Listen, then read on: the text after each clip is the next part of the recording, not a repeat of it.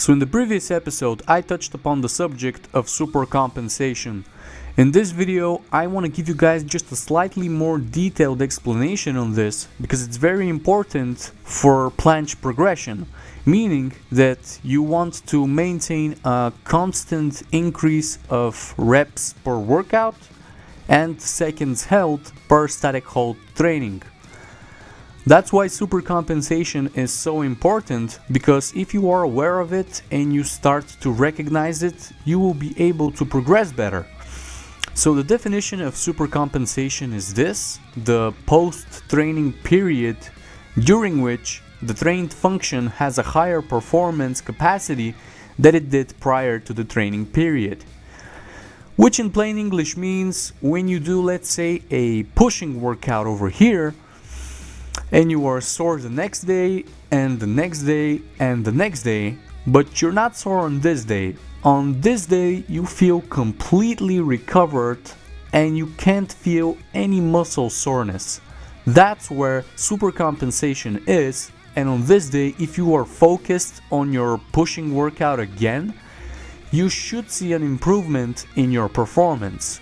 If you wait, however, and you do a workout the next day, you might have missed out on the full effect of supercompensation. That, in a nutshell, is supercompensation. So that's it. Supercompensation happens on the day that you feel completely recovered. However, to get a good planche progress, your body should be adapted, and supercompensation should occur after only 2 days of rest, because 3 or 4 days of rest, in my opinion, is just too much to have a fast enough progress.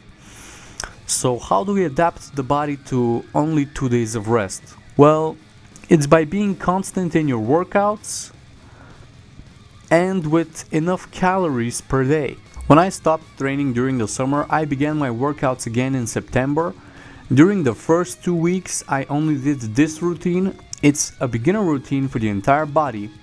That was my first workout after 3 months without any working out. So even though the exercises are easy, on the next day I was very sore, and that muscle soreness stayed for 3 days, and I was completely recovered on the 5th of September. That's when I repeated the same routine again, and I saw improvements in my performance, and the muscle soreness again stayed for 3 days. So I did the same routine on the 9th, and this time it only stayed for 2 days, so I repeated the routine on the 12th and then the 15th. And on the 16th, I did not feel any muscle soreness, which showed me that it was time to move to a more intermediate workout plan. So that's how you change supercompensation and adapt your body to it, but these exercises are very easy, and that's why it was so quick.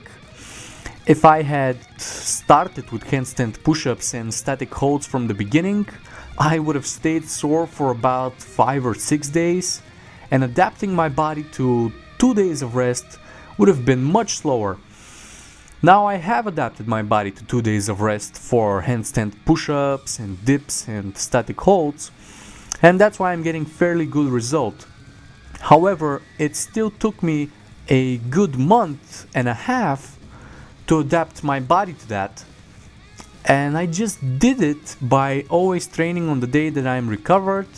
I never missed a workout, and I ate enough calories so I could have enough recovery. And my body just adapted to take less and less time to recover.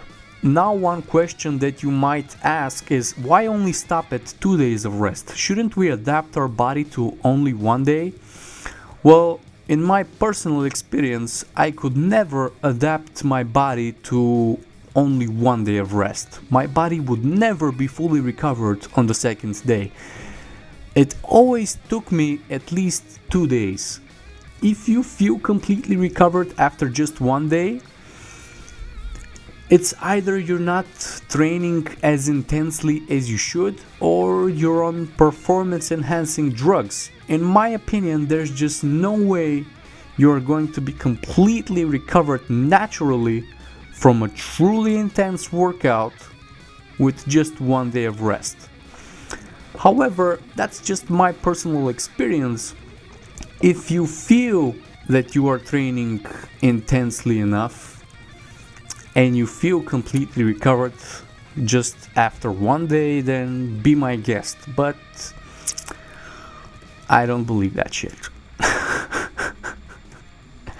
Alright, so that's about it. In the description I will leave some links to other videos explaining supercompensation in a more scientific way. It's been almost a month now and I'm almost at doing 10 handstand push-ups per set.